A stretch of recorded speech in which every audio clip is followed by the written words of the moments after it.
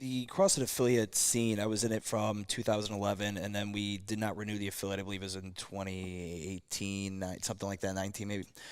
Um, the affiliates always wanted more business, some kind of guidance, and the thing that would drive me mad, and again, they just maybe not have that acumen. In the United States, a license model cannot have a continued business relationship with its licensees. The United States has the most strict franchise laws in the country. If this was the UK, it's a completely different scenario, but it's not. That's right. And I would hear people complain like, well, for my $3,000, I'm like, that's what a license is. Calvin Klein is a license. Those pair of pants you have, Calvin didn't fucking make those. Some guy who pays for a Calvin Klein license made those in Taiwan, and now you are wearing them. And but I always was like, why doesn't CrossFit literally and I read literally, I can tell you how many times at the Black Box, Rob Wolf did an amazing blog post on what happened at the Black Box and that shit show that happened back in the day. Oh, yeah, I did not go to that on purpose. That's an because insane I knew thing. It was going to be a shit show. But in there, he documents where Greg and Dave stood up and said, well, we can't do all the things you want because just license and franchisee thing. However, there was a point in where you and me kind of in our journeys, I loved CrossFit. And I do look at everything as constantly varied functional movements. Everything that exists in a boutique fitness world has to tip their hat and bend the knee to 100 constantly we know varied the functional movements. TRX kids, and I'm like, oh, it looks a lot like CrossFit. Correct. Where I think the train came off the tracks, where my disassociation with it is when the bipolarization of CrossFit, the fitness program that could be the solution to the most vexing problem, and just get fit, and then the sport. And then it went from like, let's say at the time, maybe 10,000, 12,000 little independent, awesome little spots around the world, making people fitter.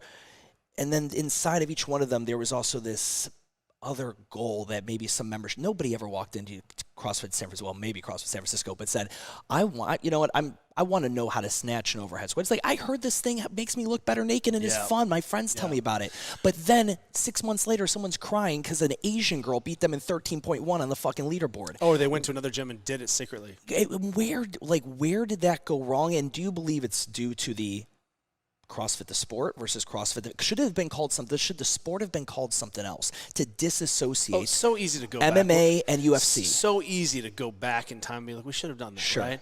I was the head judge of the first CrossFit Games, and what I'll tell you is I remember distinctly when there was going to be a CrossFit competition, I was like, oh, this has got ruined for me. Because I'd come out of professional sports. And CrossFit was the greatest agnostic way to train for something else.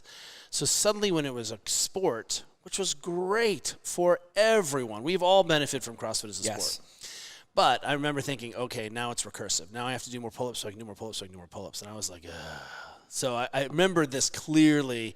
There's a PDF about the ranch and what we're doing. And I remember being like, oh, I don't know how I feel about this, because this is the one thing that's and put training back into joy for me, right? And competing.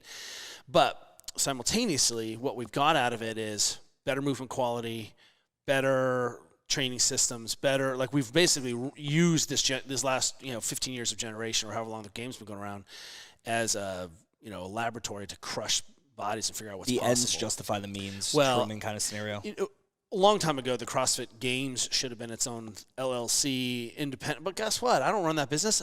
And if you have a critique with CrossFit, I'm like, remember that time where you built an international global phenomenon and couldn't hire enough people? How did that go for you? Runaway trains run away from Yeah. So that's exactly right. It was a runaway train, and it was bananas. It was chaos. And imagine the paranoia, because, I think we were talking about, where I said something like I was a young teenager in someone else's house. Yeah. Not until you've been ripped off 100,000 times are people trying to take a swing at you or take a cheap shot at you. Suddenly that's your filter. So for lack of a better word, if you are a police officer in a gnarly part of town and you only see people ODing and family abuse, and like you have a really polarized view of the world. Again, I'm not talking about any police actions right now. I'm just saying that it's easy if you're a paramedic to only see the worst people and think of the worst of people. So CrossFit suddenly goes through a filter where everyone's stealing from CrossFit. Everyone's doing a CrossFit-like thing and not showing, so for example, when I'm on Joe Rogan, we were at a time in CrossFit did not want to have anything to do with my book. They didn't want to promote it. They really felt like I asked Greg to actually, people don't know this, I asked Greg to write the intro, the foreword, and he didn't want to do it. So I sent a box of books. I was like, hey, I really tried to be transparent, and then it wasn't enough. And so when I went to Joe Rogan, I did not mention CrossFit. You know why? Because they didn't ask me, they didn't want me to.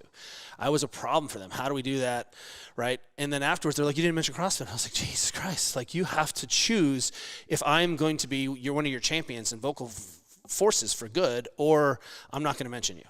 And now imagine me magnified times 100,000 other people who are starting little gyms, and now you're trying to defend the brand in Australia and New Zealand and knockoffs and so fit. So I can see how it got chaotic. You know, suddenly like there were a lot of CrossFit lawyers running around for a second. Now we're like, okay, it's like everything's come down a little bit. So, you know, in retrospect, again, the games was amazing. We have a whole generation of young athletes who actually can make a living or some kind of living. The competition is great, but man, did it fuck up gym culture. Let me just say that again. So bad. People crying and this team and people are so special because they're going to regionals, and it created this just It's a high school. It became a sorority, a high school. So fucking gross. I'm swearing on purpose because it just pissed me off, and it was so terrible. I mean, it just made bad things in our gym. And, you know, and Juliet, our team took 10th one year in the CrossFit Games. I mean, like, we were in. We thought it was fun, and then it wasn't fun all of a sudden. And we realized that, like, in order to do that and feed that beast, you know, it was just a separate thing, you know. So, was it so big at CrossFit San Francisco? It wasn't worth cutting out, like looking at it as a cancer and cutting it out? It's just like we did. We ended up really just de-emphasizing and walking further and further away from that, because, you know, we did try to do things like, oh, this is our competitive team, and then they were so entitled. And if you're listening to this and you were a member of my gym back then and a bad behavior, shame on you. You were awful in my gym, and I had to put out 1,000 fires because of it, and it's my fault because I let it exist. Instead of saying, no, we're just not into that, that's a different sport. But again, there's a lot of pressure. You know, we have this incredible, you know, insurance system through CrossFit, right? The CrossFit RG, Risk Retention Group. And in order to found that, we were all publicly pressured to give $1,000 that we'd never get back. And at the time, that was a lot of money. And there was a list of people who had paid and who hadn't paid, and it was publicly made. And if you were on the list, you were basically a pariah. And that was, they were pressured to fund the thing. And you either made a $1,000 donation to CrossFit, or you didn't. And simultaneously balance that with the fact that my affiliate fees haven't gone up in 16 years. They're still $500, right? So the most loyal company that will tolerate a whole bunch of shitty behavior before they excommunicate you. Tony Budding, I said this to Tony Budding once, CrossFit will do nothing for you. This is back in the day, but they'll do everything for you. They'll give you a roadmap and opportunity. You know, Greg pulled Rob aside a long time ago. He's like, stick with me, kid, I'll make you a millionaire, you know? And I think Greg really had a vision for fitness and revolution. But then, you know, I'm sorry, where did he get his MBA? You know, where did Dave and Nicole get their MBA and physical training? They didn't. We learned on the ground. I mean, how many gyms had I owned before I owned that? None. How many big businesses I'd run with, you know, 500 members? None. You know, so some of this is easy to say now because we're in just a different landscape entirely.